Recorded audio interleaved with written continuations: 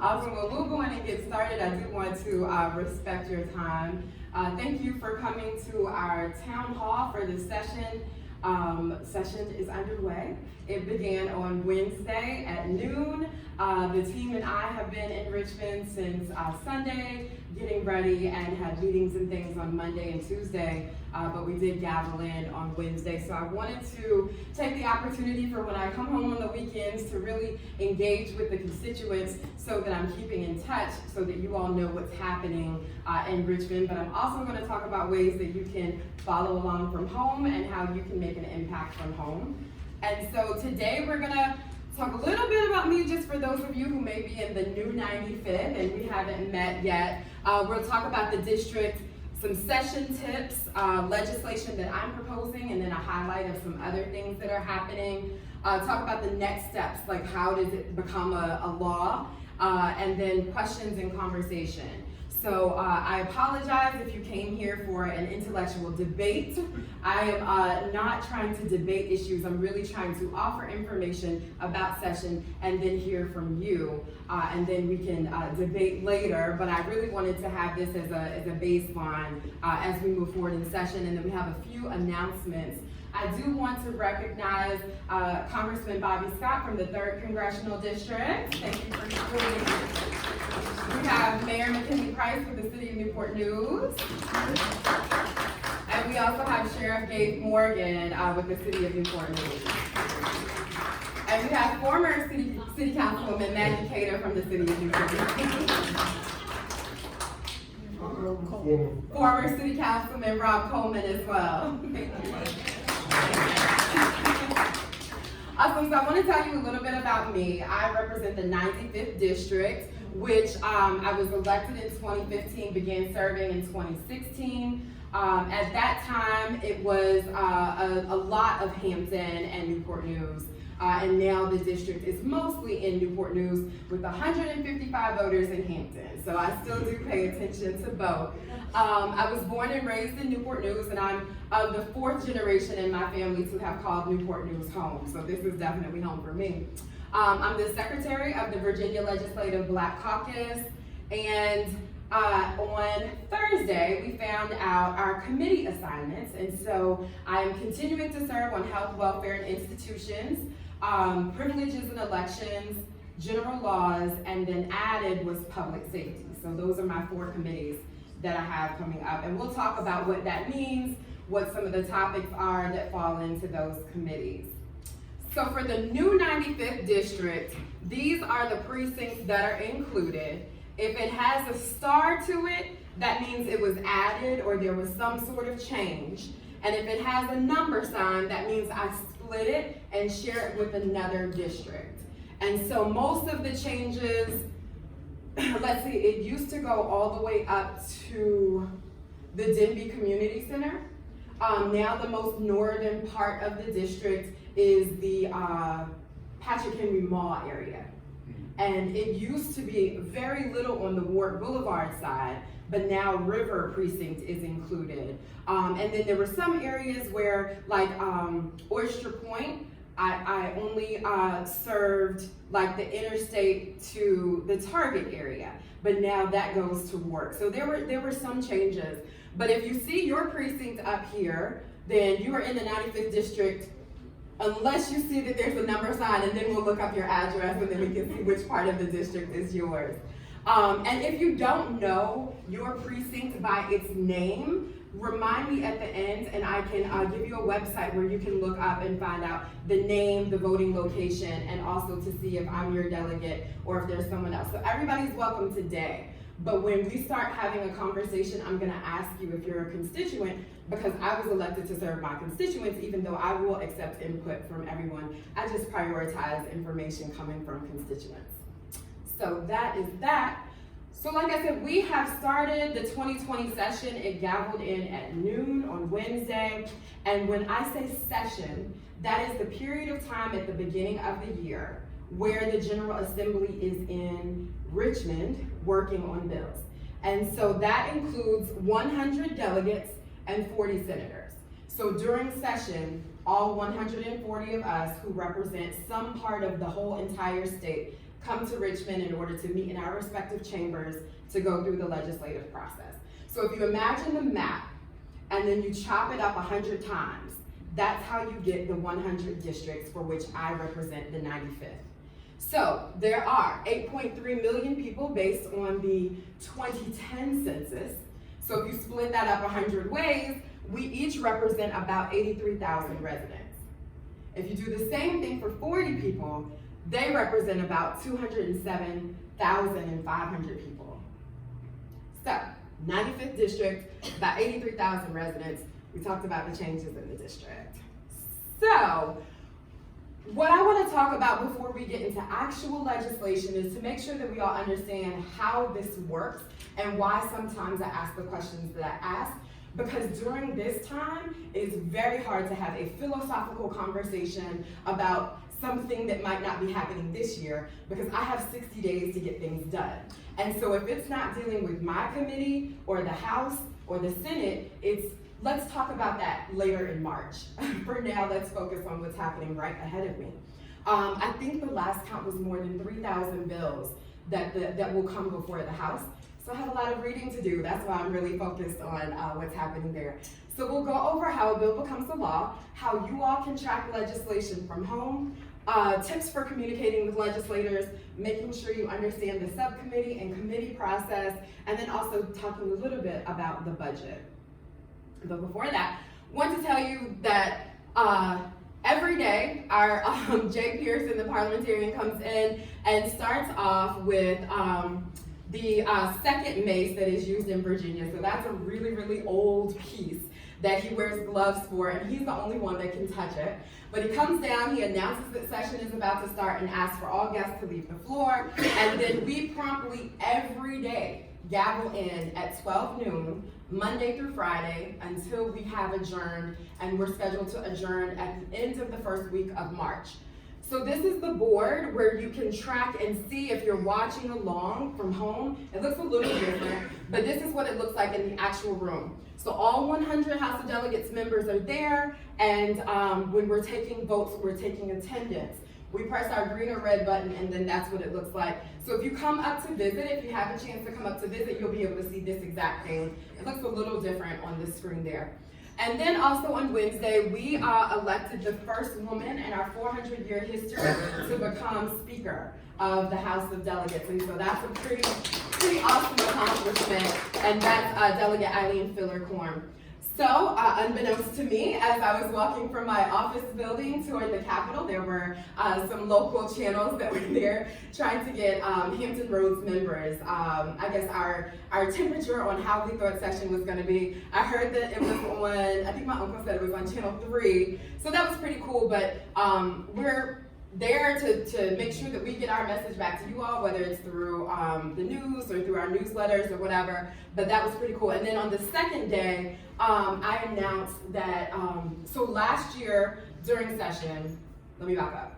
So if you live more than, if a delegate or senator lives more than, I think it's more than like 40 miles, it might be a little bit more, but if you live away from Richmond a certain amount, you go to Richmond. Like, so I go to Richmond and I stay there Monday through Friday.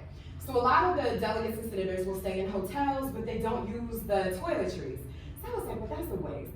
So we started collecting toiletries, and by the time we got back in April, we had 100 packs and gave them to the Four Oaks Day Center. And so we had gotten more than 400 items. So I announced it this year, and we're hoping to get even more than 400 this year so that we can bring that back and support them that way. We even got full sizes, which we were able to give to Link, and so it was really cool because most of them are from other parts of the state, and so I'm like, you know, I have need here, so we can help. So it was really cool. We've already had constituent visits. This gentleman right here was my math teacher, and I still can count pretty good, so it was great to see him. But they are with AARP, and they were talking about some of the issues that affect the aging population, and if we're gonna have more of those in the aging population, how do we balance that with the boom of the millennials and everything, so we talked about that. Then some Newport News Public Schools teachers dealing with CTE were there, and also we had some folks come up from the 95th District to talk about small businesses and protecting small businesses, so that was pretty cool. On Friday, I had my first committee meeting, which was privileges and elections, and that deals with anything you can think about with elections, like if we're gonna have same-day voter registration, if we're gonna have no excuse absentee, if we're gonna have campaign finance laws, proposed constitutional amendments, the non-judiciary appointments that, like on the boards and commissions that the governor puts in, they actually have to be voted on by the General Assembly. So we have that as well. So we had a meeting, and so I just want to point out that I'm on the upper dais, and so that's pretty cool. And then I learned that I will be serving on the Constitutional Amendment subcommittee and the Elections subcommittee. So I have two subcommittees there, and the chair is Joe Lindsay from Norfolk. And then also on Friday by 5 p.m., we had to put in what's called a budget amendment. And I'm gonna take a minute and really kind of explain that because I do want to explain process. The governor puts out a budget, and the budget has all of the dollars accounted for that we expect to get through taxes or have. And then just like you would your checkbook, what's coming in, what's going out, you gotta know it's gotta be balanced, right? In Virginia, we have a balanced budget. So that is what he proposes. But then the budget goes through the bill process like any other bill. It's HB 29 and HB 30 based on which pot of money is coming from. So what the House of Delegates and Senators do is we take that as a starting place, but then we turn in budget amendments where we want to see changes or budget amendments that will fund some of the bills that we're carrying. So for instance, if I'm carrying a bill that does X and it will cost the state $100 to do X, if it's not in the governor's budget, I have to put in an amendment for that $100 and ask for that from the Appropriations Committee in order to fund it. Everybody still with me?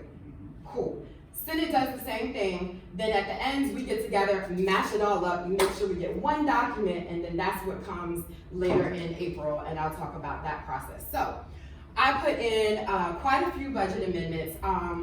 One for the Brooks Crossing Center that is part of the Newport News proposed they're voted on legislative agenda. We had one of my former teachers, Coach Moore, was attending a service and had a heart attack at a church, and they didn't have an AED. And an AED could have probably saved his life. And so it's a fund for institutions, whether it's a camp or a elderly center or churches. They'll be able to apply for AEDs and get them for free. But it will establish this fund. And in his memory, I'll put that in. And then there are other ones that are dealing with the bills that I put in, which we'll talk about. But if a new program is gonna cost a ton of money, you know, you gotta make sure that the money is available. Now, one thing I didn't have to put a budget amendment in was for one of the bills that I'm carrying that would help 5 localities do assessments of community, of their community programs for gun violence prevention, because I had talked to the governor and his staff, and they actually put it in the proposed budget. So that $25,000 that would come not to the city of Newport News Mayor Price, but for the city of Newport News for an independent assessment, that is actually coming, and Norfolk, Richmond, Roanoke, Hampton, and Newport News were the 5 localities. So because it was already in the document, you don't have to put in to change the document. We good? Okay, got a little wonky there, sorry. But I wanted to go over a little tweet Twitter thread that I did because I think it'll be helpful. If you are not following me on Twitter, that's probably where you'll get the most frequent and most timely updates. I tweet from the floor, I tweet from committee meetings if it's something that I need you all to know. I put links on how you can watch things, I put links on how you can get resources, and I also interact with folks. So that is somewhere to go, but I did a Twitter thread here, and it talks a lot about what you can do. And so just the membership, and we already went through that. What we do while we're in session, and then subcommittees and committees, what happens. And then I start putting links there. So there's a link for how you can see all the bills. There's a link how you can watch the video live or how you can watch it later. So right now, we've already had Wednesday, Thursday, and Friday. So if you didn't tune in, you can go back to that same link and see what happened Wednesday, Thursday, and Friday. You can watch us take our oath on Wednesday. We went over rules and committee assignments on Thursday, and then not too much happened on Friday, but we got our rules finalized.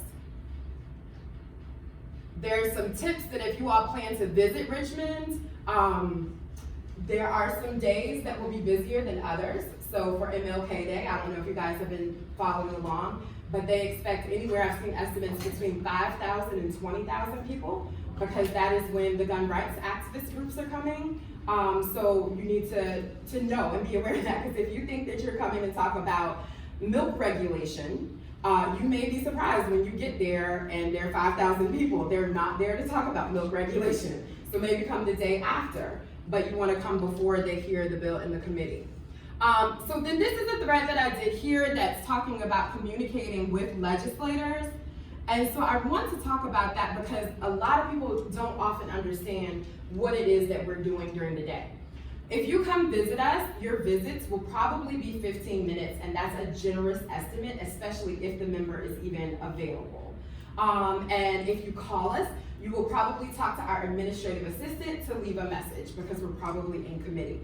All of those 4 committees I named, I'm also on subcommittees, 1 if not 2. So there might be 9 bodies that I'm a part of that are meeting, much less reading legislation. So it's not the best time to have conversations about things that aren't immediately in front of us, right?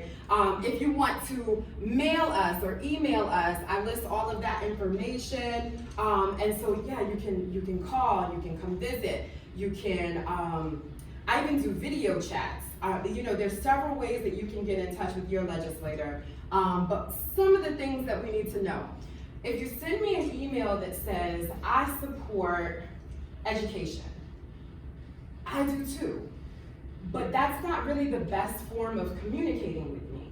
I need to know, I support education because I have a kid in public schools and I want you to support House Bill so-and-so. That is a better form of communication because I can now say, this is a yes vote for that bill, or this is a no vote for that bill, so that I can keep a tally from when I'm hearing from you. Are you a constituent? Like, I'm getting a lot of emails from Northern Virginia. I love people from Northern Virginia. They did not elect me to go serve them. So your voice here in Newport News and Hampton weighs more than theirs. So I need to know, are you a constituent? What is it that you want me to know? And what is it that you're asking of me? I'm getting a lot of bills that just say, oppose all bills about so-and-so. That's not helpful, because not all of the bills are bad. Like, really and truly, what is it that you're looking for? Are you looking for more public school funding for teachers? Are you looking for funding to make sure that there are more school counselors and mental health folks in school? Are you looking for structural support because the buildings themselves need to be changed? Are you looking for after-school programs? Like, I need specificity in your ask so I know what it is that you're asking of me to do. Are there any questions on that part? Cool. Okay, and then also just a note, courteous communication will also be answered quicker. I ran for office. Send it to me. My administrative assistant and I just met on Wednesday. She's not the one that people are mad at. Like, she lives somewhere probably in Chesterfield and is doing this to keep herself busy. She does not need smoke. Like, send it my way. So, and the best way to really and truly get a response from me is to let me know you're a constituent and to really talk about what it is that you want to discuss. I do want to introduce my Chief of Staff, Tempest Boone, there, and then we also have our Session Aide, Morgan Wiles, and we have a Session Fellow from Virginia State and a Session Intern from VCU. And so we have a team. because you'll see in a minute, we have quite a bit of work ahead of us. But if you're on social media and you put a comment on my post, please, I count it as feedback. If that's how you want to communicate, to have a back and forth conversation, it's not happening.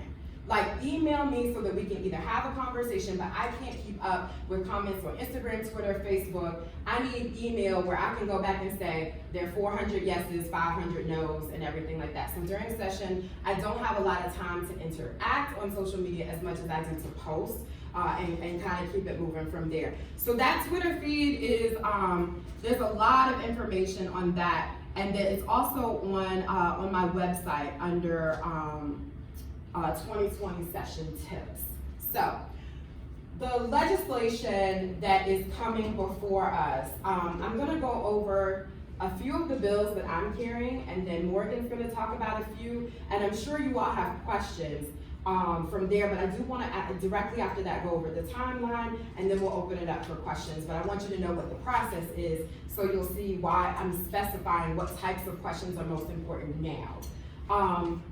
The website, lis.virginia.gov, is what you are going to want to remember. And if you have not signed up for my newsletters, please sign up for that. I put live links in all of my newsletters, so all you have to do is click it. Like, I try to make it as easy as possible. But this is the website that most people who are following along can use. And so you can look up bills and resolutions, you can look up membership of committees, the committees themselves. Like, there's so much information, and if you need help, let us know, but almost all of the answers to your questions are on this website. So right now, I'm just gonna go to my site, so I click on General Assembly members, and then I scroll down, but all of us are listed, so you can play around, especially if you're not from my district. Everything that I go over is gonna be mine, so if you're not from my district, you'll wanna go see theirs. It lists our committee assignments. If you click on that, it shows you how to get to the agenda, so you know what day the bill that you're following will be heard on. There's something called Lobbyist in a Box that you can sign up. You can get an email. If you have a specific bill you're following, you can get an email that says there's been movement on your bill. So all of that. And you can also watch committee meetings from home as well if you can't make it. Excuse me. So, this is the workload I have before me. And let's see. So I'm gonna run down a few, and then I'm gonna invite the sheriff to come talk too. So everybody remembers the bowl, the infamous bowl from the 94th district. And some of you used to live in the 94th district when it happened. But when the deciding factor of who was gonna represent that area was a really pretty bowl and a film canister, and a name pulled out. So after everybody had gone to vote, because of the tie in the recount, that's what happened. So this House Bill 198 would actually kick a tie in a recount to a special election, meaning it goes back to the people instead of back to chance. The bill or the law that's there that says that it would be decided by lot, which means by luck, which opens it up for a bowl, that was written in 1775. 1775, right? And it happens so rare that it just would make sense to me for it to go back to the people. Now, there are lots of arguments on both sides of that, but that's what that bill would do. House Bill 199 would enter Virginia into the National Popular Vote Compact. Now, what that does is, it is working towards the person running for president that gets the most votes becomes president. One person, one vote, the most votes wins. So that's what that would do. And I'm gonna call up Sheriff Morgan to talk about House Bill 277, and it's about how community work counts towards fees and fines for those that are incarcerated.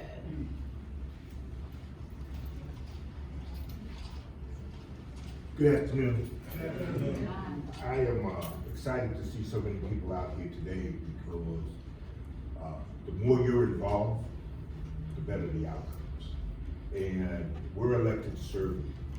This House bill that she's talking about, one of the things that I ran into is that the way the law is written in Virginia, prior to going to jail, so if you're on some sort of deferment, or after you're out of jail, you can do some sort of community service, different types of work that you can get credit for your fines and fees.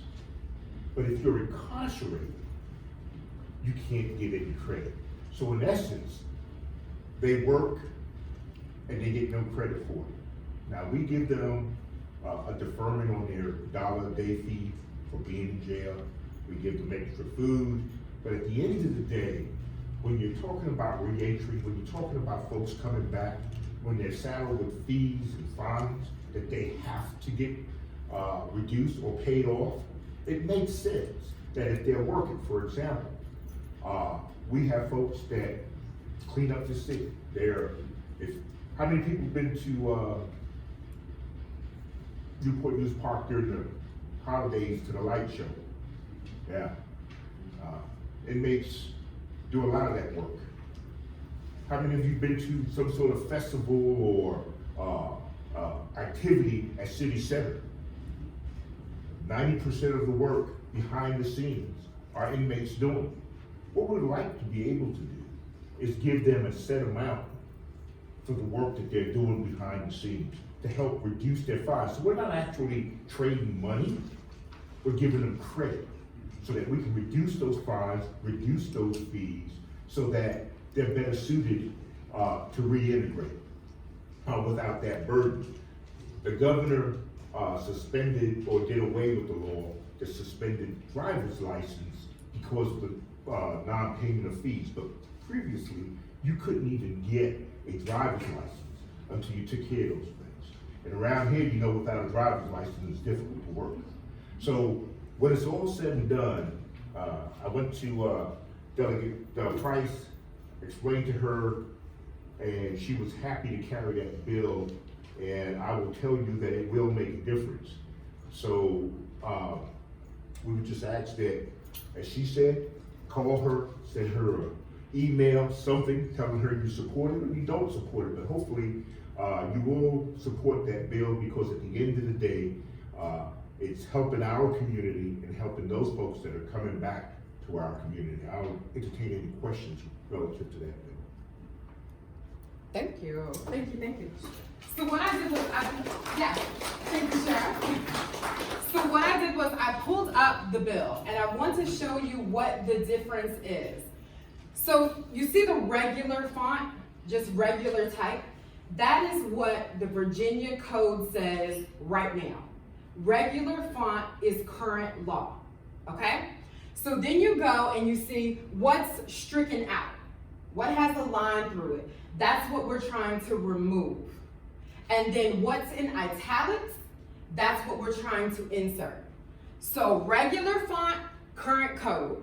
Strike out what we're trying to take out, italics what we're trying to put in.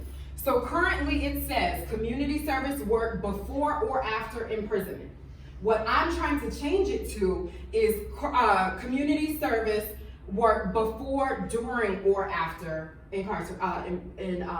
Yes. Let me add one more thing. And this is an important part, because most people think that it deals with restitution. It does not deal with restitution. If someone damaged your property, if someone stole something from you, they still have to pay their restitution. This is fines and fees, money you're paying the government. Okay? Okay. And so,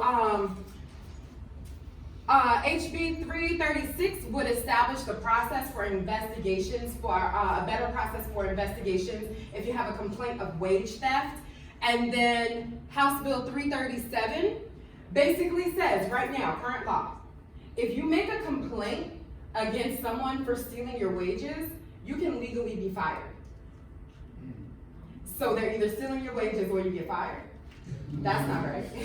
So House Bill 337 establishes that it will then be illegal to fire someone for bringing up a complaint for stolen wages. Okay, so that is what's called whistleblower protections. So if you complain about an unjust situation, then you can still keep your job. We are trying to, so last year we were able, The bill went through a lot, and it was fascinating, but we finally got the Jim Crow era language of the Virginia Minimum Wage Act exclusion. So folks that were bus boys and all of these things that were included in 1775 in the Virginia Minimum Wage Act, specifically to exclude categories of jobs that were historically held by African Americans from being able to make minimum wage. That is what we call systemic oppression. That was on purpose. So if we're trying to get to economic justice and economic opportunity, then we need to pull those parts out of the code. And we were able to do some last year. So there are still exclusions that apply to include domestic workers. If someone is doing domestic work, just because of the type of work they're doing, they are not insured to make minimum wage. I want you to hear that. Domestic workers are excluded from the guarantee of minimum wage. That is discrimination based on type of work. So we're trying to get that taken out of the code. Also, if you work for a company that has 4 or fewer employees, you are also not guaranteed minimum wage. But it's not your fault how many employees the company has. You still are doing the work, so why wouldn't you be guaranteed that minimum wage? So we're trying to get that taken out. So it's kind of like a double negative. Taken out of exclusions means included, okay? So those are those two. So when when the federal government was about to shut down last year, they passed an emergency bill that basically said it aided help in people being able to not be evicted. Because if you're a federal worker, it's not your fault that Congressman Scott and his friends can't get along up there, right? So it's not your fault, you're just trying to pay your bills, but you can't get paid until they pass that budget, right? So it just helped Virginia, those that are residents of Virginia who were impacted by that, the furlough from being evicted. So I put in a bill this year because that was with temporary action, that expired September of 2019, putting that into place permanently, because that's what they deal with as federal workers. So that's what that would do. On the federal level, FEMA has to put out emergency preparedness information in multiple languages. So if there is something happening and FEMA is putting out information, it usually comes in Spanish, a variety of Asian languages, and English. That same requirement is not on the Virginia state level Department of Emergency Management. So how many of you were local when evacuation zone A was being evacuated? Well, I was out in Cottage Grove, and if you know anything about Cottage Grove, there are quite a few families who speak Spanish as their first language. They did not know they were in evacuation zone A. They did not know they were being evacuated. So just because they don't speak English as their primary language does not mean that they should be any less prepared. This also would apply to having videos with these alerts being in American Sign Language, and it would also include people who may have cognitive issues that would not allow for them to understand things as readily as someone else. And so this would just be asking for the state to make a plan to make sure all of their materials are inclusive as possible. And so then hopefully that will be a step towards implementation, but that is as a plan. So House Bill 421 is the same exact bill. I'll do these in order. 421, 422, 423. Those were all from special session. In current code, I'm going to show it to you because a lot of people do not believe me. So you click on the bill, then you click on the PDF, and that's how you can see what we're trying to change. What did the strike through mean? Taking out, and then italics, adding in. So right now, this whole section that I have being stricken out, the regular font is a ban on localities from being able to put into place policies for their jurisdiction that deal with guns and ammunition. There is a state ban on that. What I am proposing is that localities be able to do their own proposals and ordinances that deal with guns and ammunition for their locality. So has anybody ever been out to Lee County, Wise County, really, really far west in Virginia? Okay? Imagine mountains, imagine really, really dry spaces, imagine farmland. The gun violence that they experience is very, very different than what Newport News, Hampton, Norfolk, Portsmouth, what we're dealing with in Hampton Roads. So, if they want to put into act some policies to affect hunting and all of that, and that's where they want to focus, cool. What I want Newport News to have the ability to do is for our community, our elected leaders to get into a room, come up with solutions, and then have the power to actually do them. So this bill does not tell you what you have to do. It doesn't even say you have to do anything. It's allowing for the localities that want to protect their citizens the best way they know how to be able to do it. Period. I've gotten a lot of emails that against this that is false information. The policies and ordinances that a city would be able to enact have to be in line with the federal Constitution, the Virginia Constitution, and other laws. They cannot just start confiscating guns and break your Second Amendment. They have to be in line with those documents as well. And just to be clear as well, in case this scaves off any of the other questions, there is no legislation that is currently coming before me in the House that is confiscating, actively using the National Guard or any other mechanism, confiscating guns. And so this brings me to one of my main points of when we open this up for questions. I will entertain questions about bills, but we gotta talk about the actual words of the bills. If you're complaining about misinformation about a bill, that's not effective for me.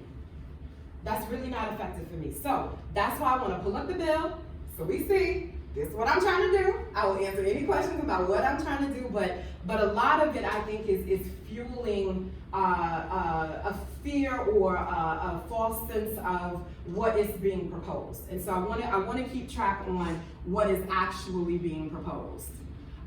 So the other one, I know that the title says Youth and Gang Violence Prevention Grant Fund. That's why you always have to read past the title. I do not select the title. I do not write the summary. I write the bill with the lawyers. So you gotta dig. So the title is always going to potentially mislead you. It's not actually setting up a fund for programming. It's setting up the fund for the assessments of programming. Delegate Lamont Bagby has the one that is a fund for programming. So there's that difference. I'm gonna stop for any questions and then I'll just run through the other ones really quickly. Are there any questions on the ones that I've presented thus far? Okay, and y'all reserve the right to ask them later if a question pops up. So, the Gun Violence Survivor Assistance Program, when we're talking about gun violence prevention, we need to be talking about investing in early childhood education, everything in between to if there is a gun violence survivor that has become disabled because of their injury, they may need to make adaptations to their home. I had a friend that in Washington, D.C. that was shot and was paralyzed from the waist down, is now in a wheelchair, was not living in a home that was accessible, and learned about how expensive it is just to even move a kitchen island a little further away so that you can get between the sink and the island. And so this is asking for $10 million to establish that fund should there be gun violence survivors who need that. And that took a bill amendment because it wasn't in the governor's bill, so I have a budget amendment for that. House Bill 645 would be someone who is diabetic. Right now, a lot of the supplies, tests, eye exams, foot care, a lot of the things that you need in order to stay healthy and manage your diabetes applies to your deductible. This would remove that from applying to your deductible so you get coverage on those items even if you have not yet met your deductible. And for the younger folks in the room, just so you know, that's really important because that means that's a little less out of your pocket before you start getting life-saving treatment that you need in order to manage that. So did you all remember hearing about the commission that was put together to go back into code to take out the antiquated language that was based in Jim Crow and racism? So I have the honor of carrying House Bill 1086, which officially will take poll taxes out of Virginia code. Poll taxes are still in Virginia code. What is a poll tax? Poll tax is when you are registered to vote, you have black skin, you get asked for money before you can vote, or some way, shape, or form of putting something in between you and your right to vote. So they are not, today, we can say they are not enacted because between Governor McAuliffe and Governor Northam, you can get your rights restored even if you have not paid all of your fees and fines. But when that was in place, that's poll tax. There's an exchange of money that has to happen before you get your right to vote back. So that takes that out. If you click on that when you have a chance, read the original 1903, 1907, and 1921 language, and then understand that wasn't that long ago. And you'll see why we're still fighting for a lot of the things that we're still fighting for. So, House Bill 1254 would establish such that if you are incarcerated in a state-run or local jail or prison, your right to vote or your vote would count in your home county. So right now, you get arrested, you go to jail, or you go to prison, and you go off to this county that you have no ties to. Your family has to travel hours and hours to get there, where they're counting those inmates as living there. So they're getting resources for them, but the resources need to be in the areas that are sending inmates there to help prevent those crimes and investing in the lives that are there. So we are trying to get that changed so that the census count will be for the purposes of redistricting, will be for where they were back home. And then House Bill 1255. Have you all heard about redistricting? The conversation about redistricting.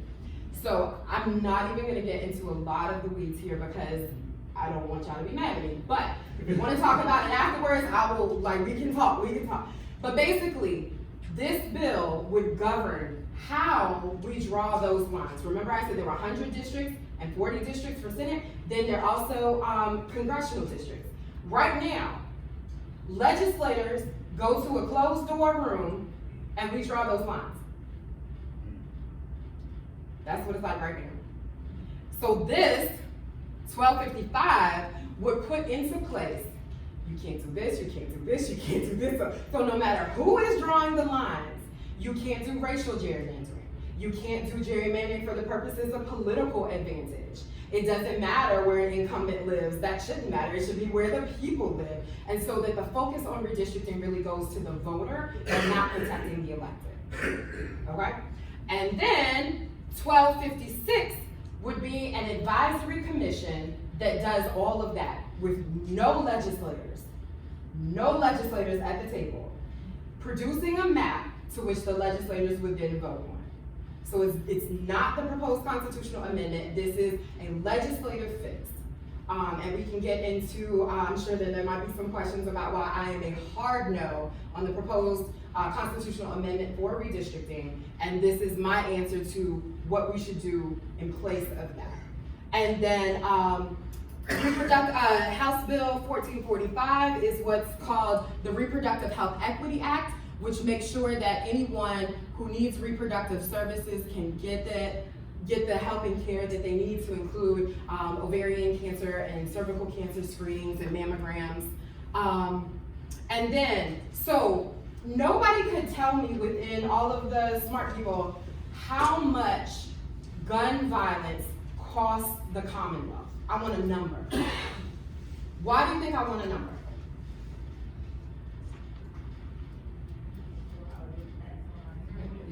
Hmm? If you had a number, then you see the impact on the Absolutely. So if somebody tells me we don't have a gun violence problem, those of us living in Newport News can anecdotally say we do. But sometimes dollars are what make people move.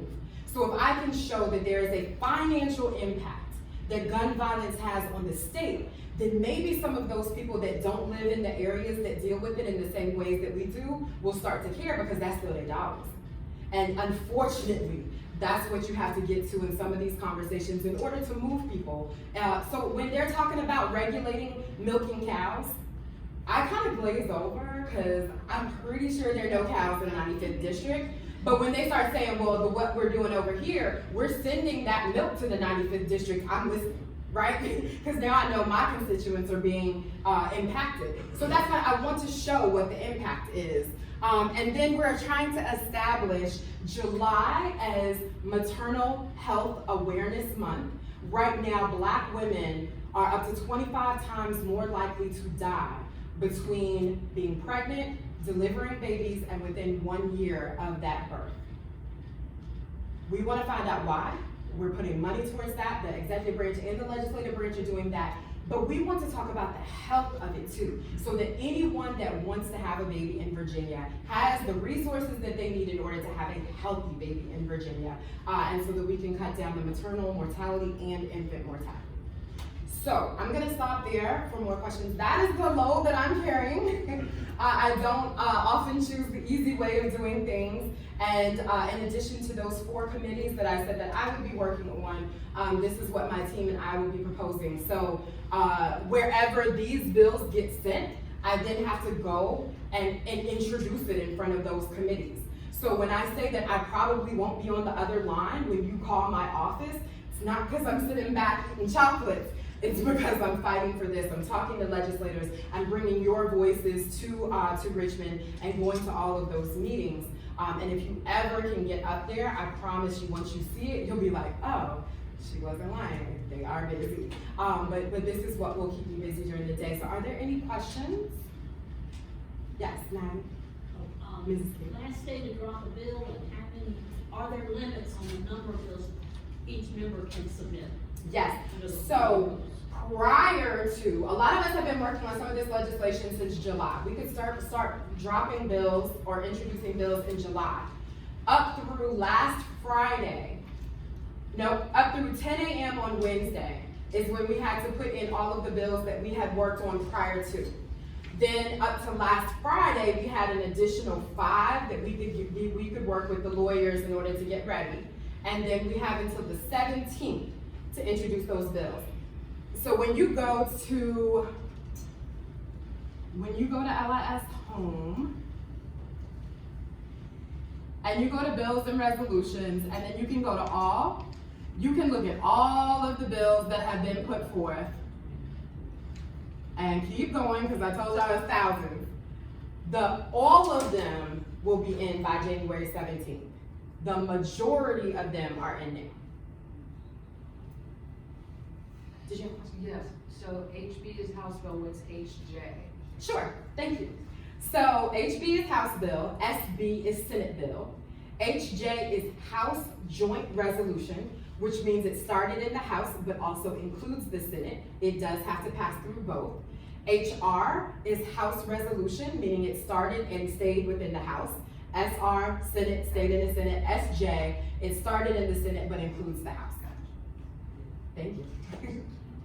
And please understand, y'all can continue to ask these questions. I just kind of threw that out there. If you're like, hey, what did you say that was again? Please, please, please reach out. We love, love, love questions.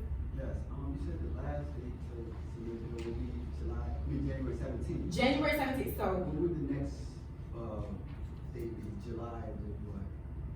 Then ask me that in a different way. Okay. If we can't, it's too late to submit a new bill because it won't be ready by January 17th. Yeah, so July.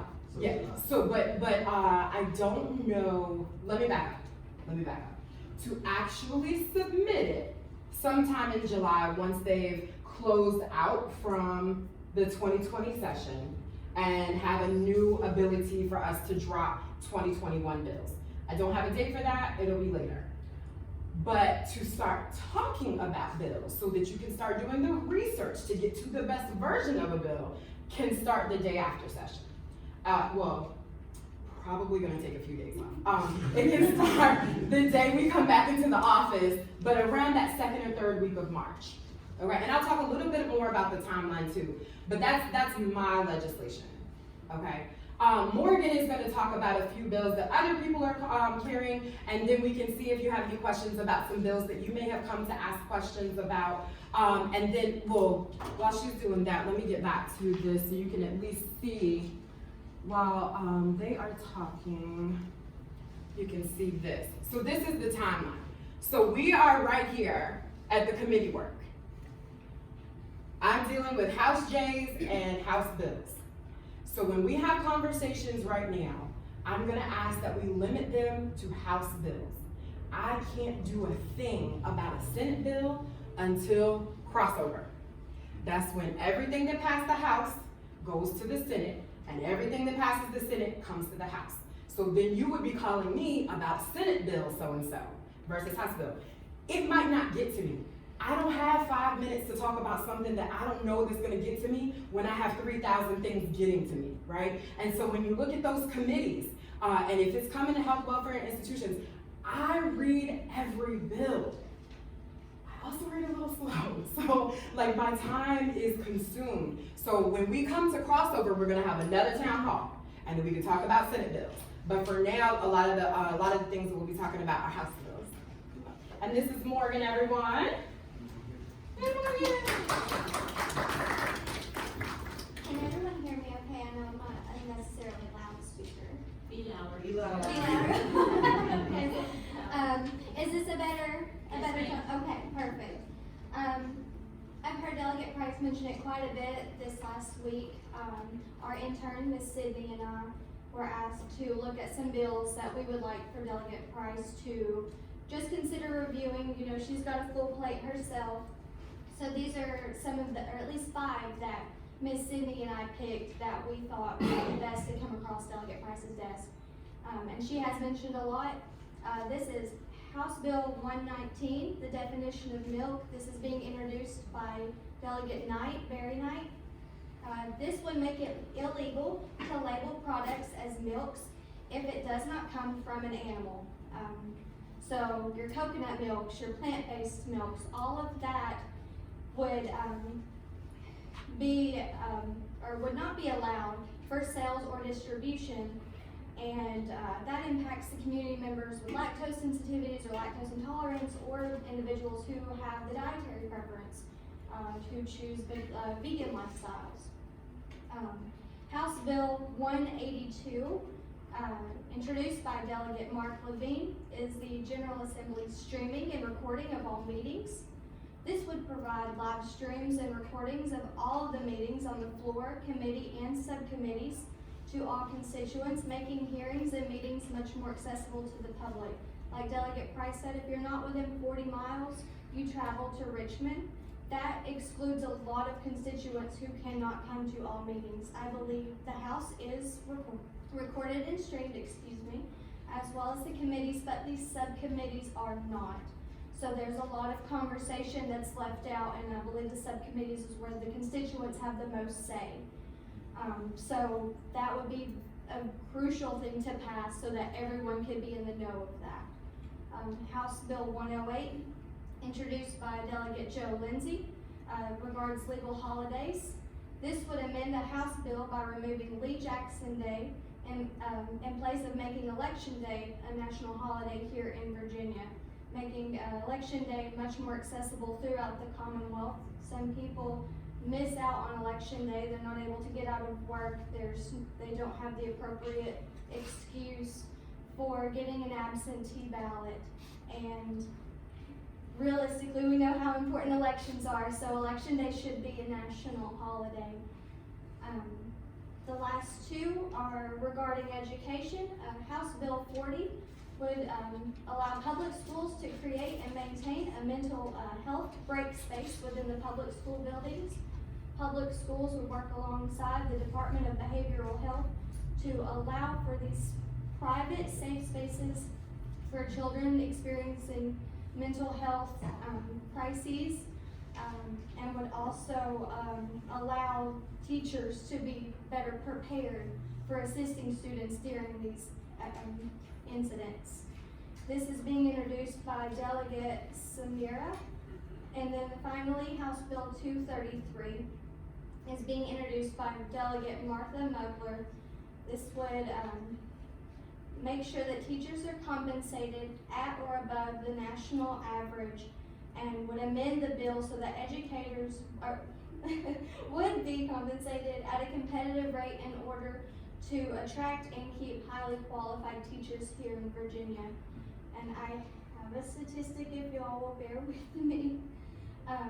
Virginia teachers earn an average about $51,000 a year, and we're 32nd amongst the states, while the starting teacher pay is $40,000. So while we do make above the national average, that's not saying that every teacher in Virginia makes the 51. That's just the median of what the state makes. So there are districts that are not as well funded, so teachers are underpaid. Does anyone have any questions? How brave of you.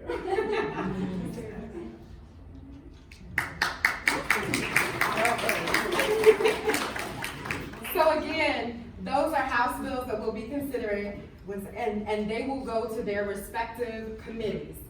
Now, the problem with not videoing or live streaming the subcommittee, that's what, if you go to that Twitter feed or to the website, lets you know. For the House, not all Senate committees have subcommittees, but for the House, the majority of these bills will be first touched and voted on in a subcommittee. And that is when the public can come up and speak. Now, we have tried significantly to remove as many 7:30 a.m. meetings as we can, but because there's so many committees and so many subcommittees, we weren't able to get rid of all. But what the majority party now has really been able to do is make sure that we're in a room so that that has the video equipment, so that we can try to make sure that at least 90% of those subcommittee meetings will be at least live streamed. So that is our commitment, because I was like, yeah, let's get rid of those 7:30s, and then you look at the scheduling matrix, we would end up at midnight, which is still counterproductive to getting public input. So that is not on purpose, that is really just looking at the schedule. So then, after crossover, the House bills, the Senate bills come to the House, and then we vote on all those. Then we send them to the governor. What you have in your hand in the yellow sheet also goes back over this process, and there are 4 things that the governor can do. I'll let you all see that. But if the governor vetoes or amends, then we get it back on April 22nd, when all 140 of us go back to Richmond and vote on those actions. So that is the final action about a bill.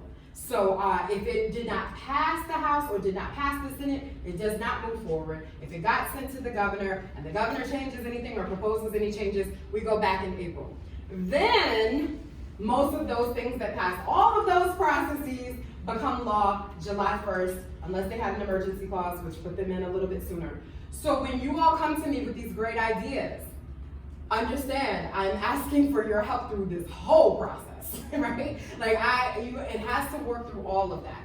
And then, like I said, so if any of my bills pass the House, they gotta go to the Senate, go through the committee process. So it really does have to be like a communal lift on some of these things. So that is the information that we had to provide. I'll do this. I'll resend out our first newsletter that came out last week that highlighted a lot of this and has links. I'll send that to any of you all that gave us your email address today that weren't originally on the list, so that you have these links. And then if you follow me on Twitter, Facebook, or if you look at the website, you can see that list of this is how you follow a bill and what to do, what not to do, or whatever. And then we'll also have the links of how to watch it, how to look at all the bills. Because I do believe that if you have thus far not read at least 20 of these bills, you may not yet know what your questions are. But then when you start reading the bills, you're like, wait, hold up, I don't like this, or I do like this, then you can get back to me. Just remember, if it's regular text in a bill, the bill does not deal with it. That is already code. So if you come up and it's a whole paragraph, you're like, I don't like this whole section. We have not put in a bill to change it if it doesn't have a strike through. That's that conversation we can have in March for 2021. But for now, we're looking at the bold, we're looking at the strike through and the italics, okay? So what questions do you have, especially anyone under the age of 21? Y'all's questions become even more important if y'all have one.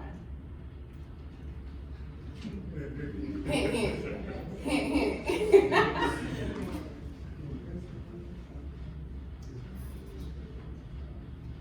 There's no way in 2020 with all that y'all seen on the news that nobody has a question, please. I'm not 21, so. Right, we were. No, I said they're even more important. Not that they're not important, they're just more important. And if you could stand up so I can hear you. Yes, my name is David Wilson. I'm with an organization called Us for Us.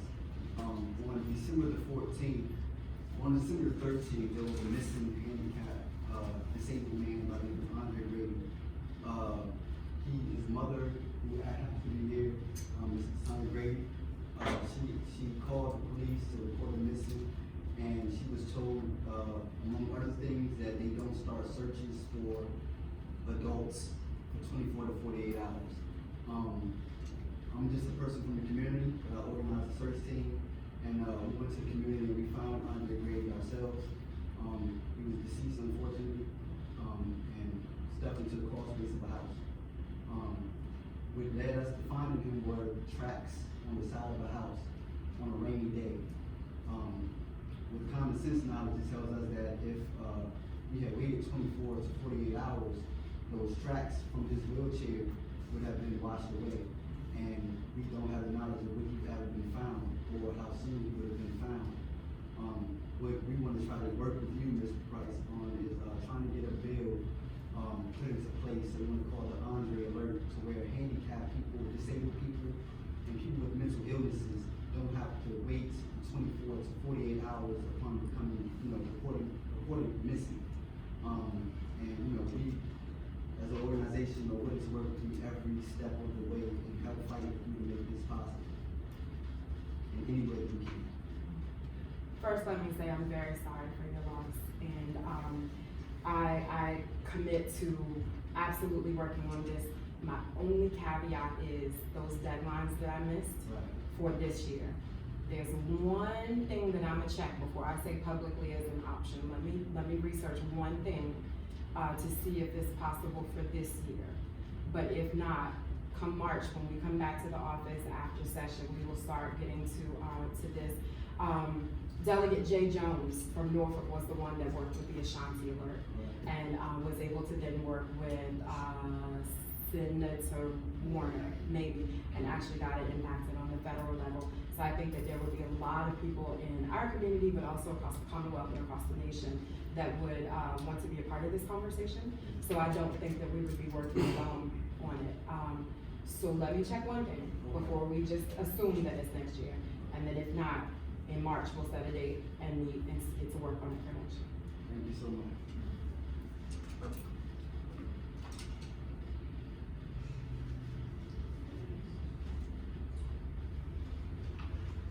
I'm waiting on the young people. I know, young people.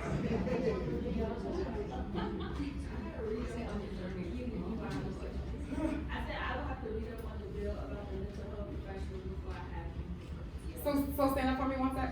Which bill on which mental health professionals? Not mental health professionals, but the mental health safe station that will be implemented in schools. I will have to read up on it to see if there will be trained mental health professionals that will be on site for things Right. like that and how it will work out before I have you. So read fast, because if you do have questions or suggestions, and I'm being serious because you are currently in a classroom. Yes. So you have way more knowledge about the current school system than some of us where it may have been a few years since we sat in your chair. As that bill goes through the process, Delegate Samir may need your input prior to that bill getting to committee, because you might have a good idea for what's called an amendment. We are allowed to change our bills once we get in front of that committee to make them better. So if you do have any questions, let me know. I can connect you with him. He's from Northern Virginia. Yep, he's from Northern Virginia. And so I can just let him know. I have a bright young woman that wants to talk with him from my district, and we can connect that conversation. I have heard, it's not official, but I've heard that I'll be working on behavioral health within the Health, Welfare, and Institutions Committee. So if there are other areas of mental health that you're interested in, I would love to send you that link to see what you can look through as well. But I believe the ones that deal with schools will actually go to education first. And then, so you want to maybe look up the education bills, because I assume that his is not the only one. And then, you didn't ask me this, I'm sorry, I'm just going on. You can have a seat. So the ratio of student counselors and mental health professionals to students, us trying to get that down, that's Delegate Jeff Bourne and Skylar Van Volkenberg, and I believe Delegate Mullen from Newport News as well. That may actually be handled in the budget because it has to be funded. So if we're gonna hire more people because we have more, fewer students per professional, meaning we need more professionals, that may be handled in the budget. So sometimes, I'm not guaranteeing this because I have to work with these people and I want them to be happy with me. But sometimes it may just be an email that you shoot us as a constituent that says, hey, how do I find out X, Y, or Z? And I may not know the answer because I might not be on the committee, but we can commit to sending it to someone that might be able to get back to you with the right answer. So if you don't ask your question right now, it's not the end. Like we will continue to entertain questions. I just feel like face-to-face conversations are usually better, and minus the Twitter fingers and Facebook arguments and things that I'm getting, to have a human interaction is usually best for the first time. But please email us or call us if you have any other questions.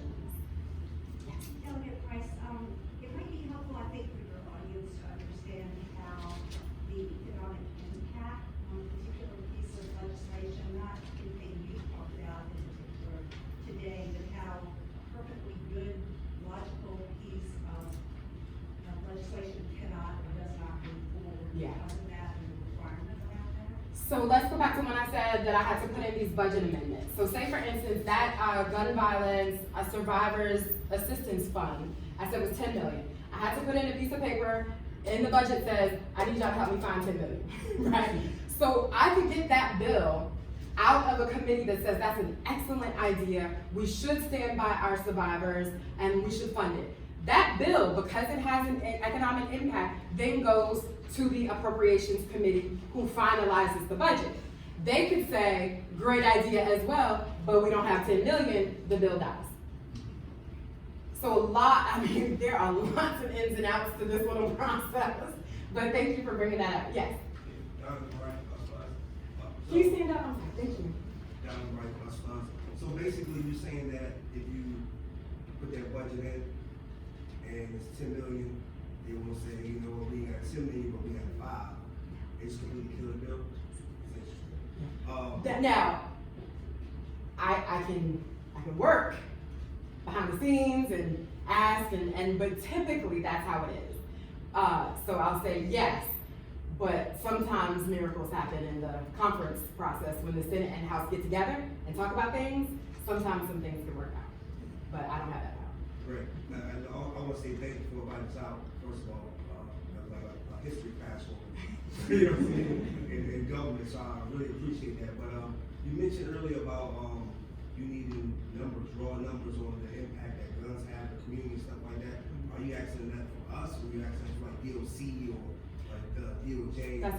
That's a great question. So for bills that ask for studies, it goes to a separate committee called JLARC, and it is Joint Legislative. Yep, we're gonna get you that full name because I've only called it JLARC for 5 years now. But it is the body that studies go toward, where there are professionals to carry out the research and things.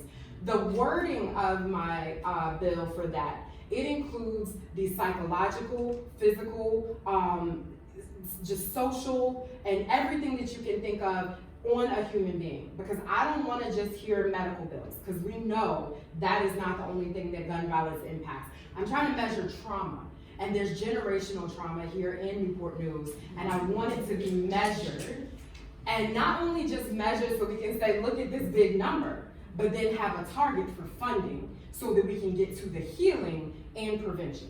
But if I'm trying to talk numbers, and I don't have that, it's very hard for me to go into a budget negotiation asking for it. And so that's what that bill would do. You got a follow up? Yeah, last thing.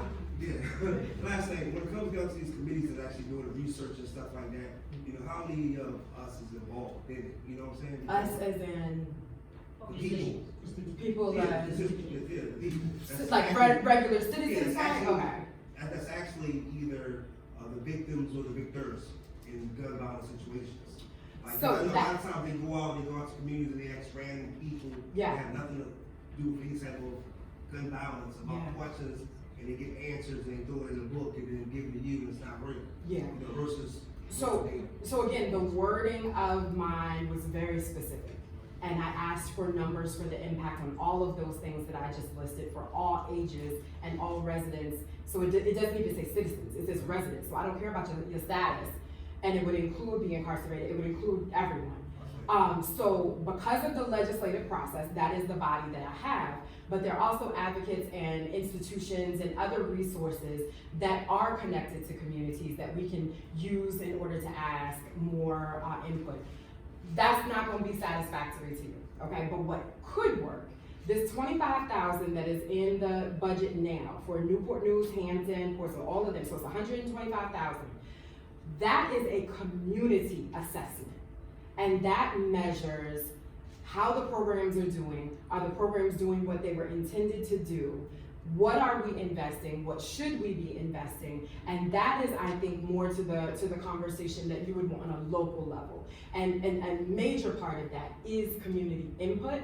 So I would not be taking the lead on that. I'm taking the lead on trying to get the money, but it is based on the Youth Promise Act that Congressman Scott was working on for a decade and got passed through one of the juvenile justice bills, and the assessment would basically, let me throw out an example, and I don't think that this is any offense. I think that this is public knowledge.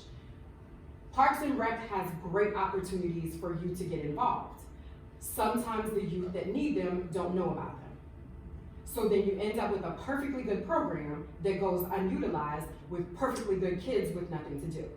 So assessing that and saying, okay, this program would have been great, but what about having it here so that it didn't take transportation to get to? That is something that could be, talked about in a public way with the community input. And it frees up specific city employees from not having to do that. And it also adds an independent lens.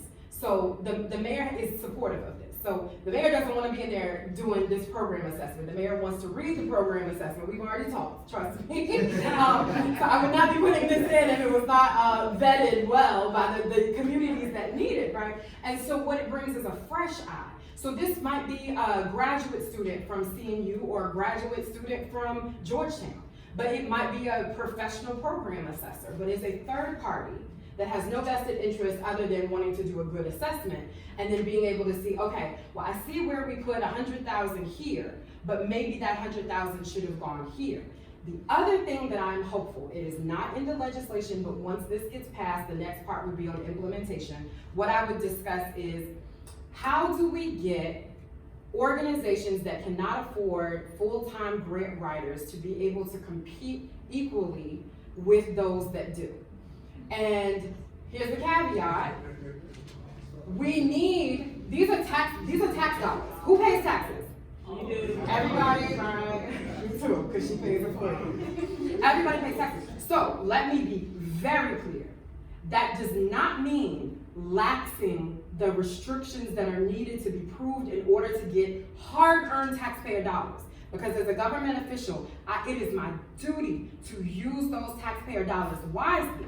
So how do we get the answers that we need to prove a group or an organization is doing the work that they say that they're doing, but may not have that grant writer? And that might be something that comes in the assessment. We need a Newport News, Hampton, Norfolk, Richmond, Roanoke, a full-time staffer that helps with grant writing for organizations, or a training session for grant writing or whatever. And mind you, if that's already happening in Newport News, I apologize. Haven't done the assessment yet, waiting on that 25,000. But if it is being done, how do we get it to more people, right? So that's where I think you all can be active, and if you let us know that you're interested, we can keep you going there. Did I see you had another question? Yes. Yeah, sure. I'm sorry. No, you're fine. Can somebody give me some water? Okay, yes, I love what you just said, and as well as the legislation and research you're trying to get done. I have one question about the wording of the legislation. I know you said it broke down, you talked about all of the areas that trauma may hit. Would the assessment of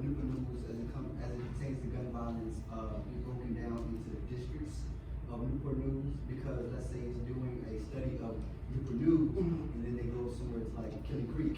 Right. You know, you won't get an overall assessment of the violence of the Southeast District. So would it, pertain to the, districts or as overall? So that's why it's gonna be important to stay tuned. If we write a piece of legislation too restrictive, then there might be pushback. The way that Newport News needs to do it is not gonna be the same as Roanoke. So in order for me to get these 5 localities who are experiencing disproportionate numbers of gun violence in other areas in this state, that's why the 5 were chosen, we elected leaders and we'll have staff. I want them to do it the best way I am not a professional program evaluator. So I left some leeway. Now, it would make sense for us to do it as an entire city, but then it would probably fall on the hotspots. So if you put up a crime map and then you measure, but you put up the crime map and you put up the those that are living with the effects of poverty is almost exact, right? And so it's like you're gonna get to the answer, even if you start as a city as a whole. I think you should start as a city as a whole because it impacts you no matter where you live. I hear from constituents in Hilton that are hearing gunshots and being so I don't believe that there is a part of Newport News that is has the luxury of not having to have this conversation, and because of the way our school system is, you can go to a magnet that's uptown, downtown, central, so our kids are being shipped everywhere, so their safety matters around the whole city. So once it gets to that level, it's out of my hands. It should be in the implementers' hands. So I didn't draw the legislation that tight. So that's why you're gonna pay attention to it as it goes. Once the budget passes and you know that 25,000 is coming our way, and then we see who, I think it's DCJS, Department of Criminal Justice Services, that will be accepting the bids for the people to be the ones that run the assessment. So that's a public process. All of this is a public process. It's just once the bill passes, it's out of my hands. We have allotted 10 more minutes, so yes. Is there any appetite to amend the Constitution to eliminate the Dillon Rule? I mean, you've been tackling aspects of it with the Jim Crow laws that exist, but the Dillon Rule is a Jim Crow institution. So I would answer that saying that the odd number years are when constitutional amendments are proposed. So let me go. Okay, so we have the Constitution, right? Oh, I have a good idea. I want to change some of the Constitution. That has to be done in an odd number year. So in 2019, we had a few proposed constitutional amendments passed. Then you have an election. A new General Assembly comes. It has to pass that General Assembly as well. And then that November, it gets to the people vote on it, and then the Constitution changes. So if you want to change the Constitution, then we should start talking in March for next year. That is the year for constitutional amendments. You'll hear a lot about the proposed constitutional amendment for redistricting this year because it did pass in 2019. And so now is the second time that we'll be voting on it. So that's why that's in big conversation. But you won't hear a lot about other proposed constitutional amendments that are just being put up until next year. Yes. At what point will the ERA amendment, the ratification, be brought up? Sure. So ERA is for so there's lots of different twists and turns. So the ERA would technically amend the United States Constitution, and you will hear about that today because all of the states that are needed to ratify it, that goes to the federal level. So Virginia can vote on that this year. So the Equal Rights Amendment, which would enact equality for, the reverse of that would be, it would ban discrimination based on gender. Let me answer that by telling you the process. The speaker is a very, very, very important position. The speaker gave us all of our committee assignments. The speaker is also the one that decides where bills go, and then the speaker with the chair of the committee that it goes to decide when to call up different bills. I have heard from the chair of the Privileges and Elections Committee and the speaker that that is one of their top priorities, so I would say probably next week, but I don't know that personally, but I would say definitely stay tuned. The Privileges and Elections Committee has already met and organized. We are firmly into our subcommittees. So you have to watch to see where it gets sent to subcommittee, passes out of subcommittee, goes to committee, then passes committee, goes to the full floor. The Senate has already done that, and they passed out the amendment. I'm so sorry to be so wonky, but you need to know, okay? So then, after it passes out, let's say it gets the majority of the 100 votes. Any bill needs 51 votes to move forward. If there's a 50-50 tie, the bill dies, okay? 50-50 tie, bill dies. So you get 51 votes, then it goes to the Senate. But I was gonna tell you, oh, okay, this is super, but if it passes out of committee, it still has to be read 3 times. So that means that there'll be 3 business days usually between when it comes from committee before it goes to the full house. So my answer to that is stay tuned. So it could be anywhere, like it could happen in subcommittee this week, and then it goes to full committee on Friday, and then it goes to the full house by Wednesday of the next week. I don't know, but that's kind of how it works. Thank you. Yeah.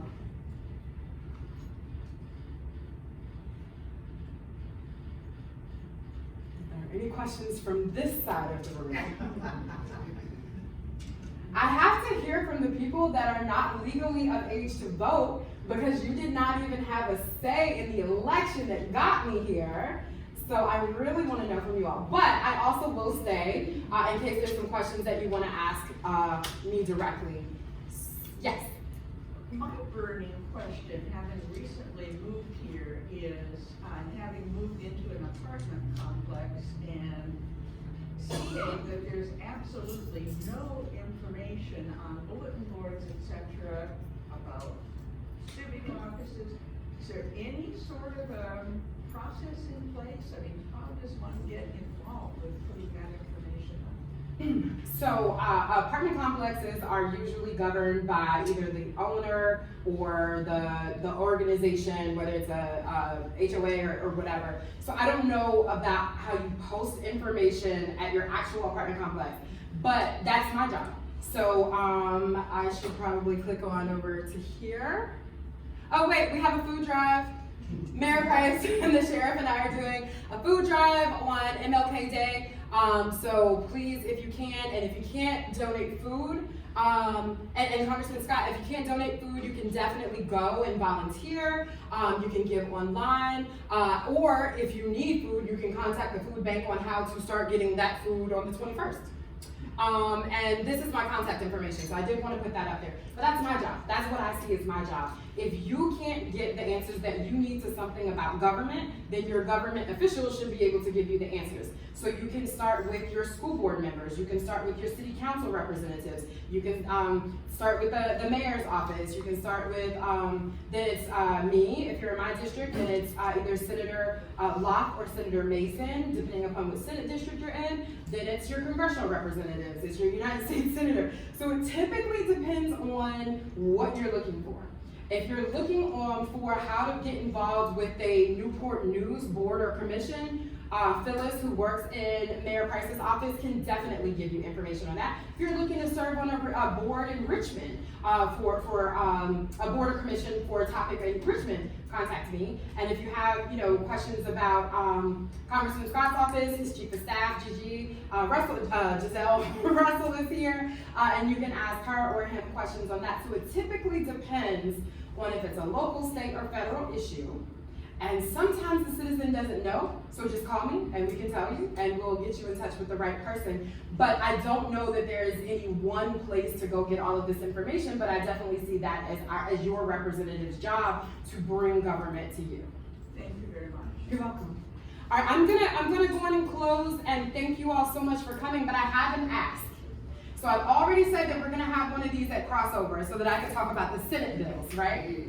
If you could bring 3 more people with you the next time, because if I represent 83,000 people, this is not the biggest swath of them, and I know all of you don't even live there. And we're trying to find great locations to have things, but Sunday afternoon is when I get my best audiences, and the schools are closed and all of that. So if you have ideas on where we can better host things, let me know. But please, please, please commit to coming to that. We're gonna have videos. If you're on Instagram, we do IGTV updates and walk through some of the bills. Facebook Live with Delegate Ayer from Petersburg, because we're seatmates. We try to do everything that we can to get information out, but I'm relying on you all to further that information beyond what my reach is. Whether you agree with me or not on some of these issues, I want voices to be in the conversation. So at least my contact information, if you could help put that out. So thank you so much for your time, and my team and I will be here to answer more questions.